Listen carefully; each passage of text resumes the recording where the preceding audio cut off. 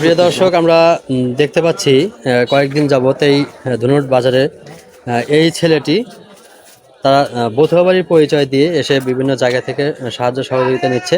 আমরা জানবো একটু তার কাছ থেকে। তোমার নাম কি? সাকিবুল হাসান। তোমার বাড়িটা কোথায়?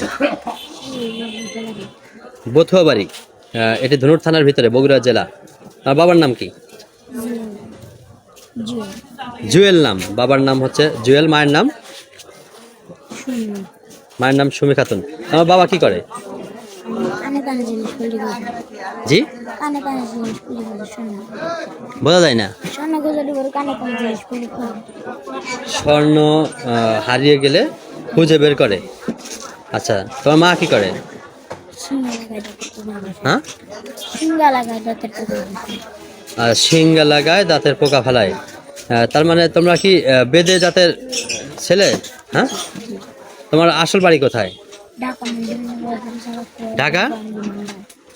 ঢাকা ঢাকা মুন্সিগঞ্জ জেলা, লোহজং থানা। আচ্ছা, তাহলে তুমি বধুয়া বাড়ির ঠিকানা দিলা কেন? বধুয়া বাড়িতে থাকো, এই নদীর ধারে, এখানে টং তুলে। আচ্ছা, ওখানে কতগুলো পরিবার আছে? হ্যাঁ, আচ্ছা, অনেকেই আছে। আচ্ছা, তুমি যে তাদের মধ্যে থেকে এসে এখানে যে সহযোগিতা তুলতেছো, এটা কি তোমার বাবা মা জানে? হ্যাঁ, তোমাকে তো আমি বেশ কয়েকদিন যাবত দেখতেছি যে তুমি এই বাজারে ঘোরাফেরা করতেছো এবং টাকা পয়সা তুলতেছো। আমি এর আগেও তোমাকে দেখছি, আজকেও তোমাকে দেখতেছি। তুমি কি মুসলমান? নামাজ পড়ো? হ্যাঁ, তো বেদেরা কি মুসলমান হয়? হ্যাঁ, যাত্রাই মুসলমান। আমি তো বেদেদের মধ্যে কাউকে নামাজ পড়তে দেখি না।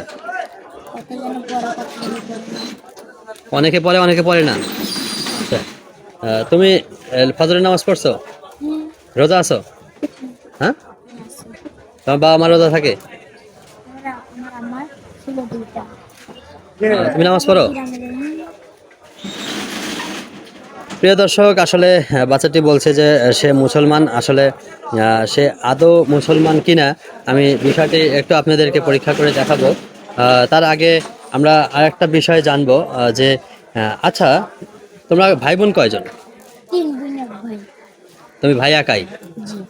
আচ্ছা, তোমার সম্পর্কে আমাকে দুইজন দুইটা কথা বলছে, যে তুমি এই কাজটা পেশাদারভাবে করো এবং তোমার বাবা মা তোমাকে দিয়ে করায়। আসলে কথাটা সত্য? তুমি নাকি রেগুলার এই কাজ করো, তুমি টাকা তোলো আর বলো যে পাঞ্জাবি কিনবো, এটা কি আসলে সত্য? আচ্ছা, তোমাকে আমি পাঞ্জাবি কিনে দিব, কিন্তু তুমি এই বাজারে আর কখনো টাকা পয়সা তুলতে পারবে না। রাজি তো? যদি এরপরে তোমাকে এখানে এই বাজারে দেখি? ঠিক আছে, আসো।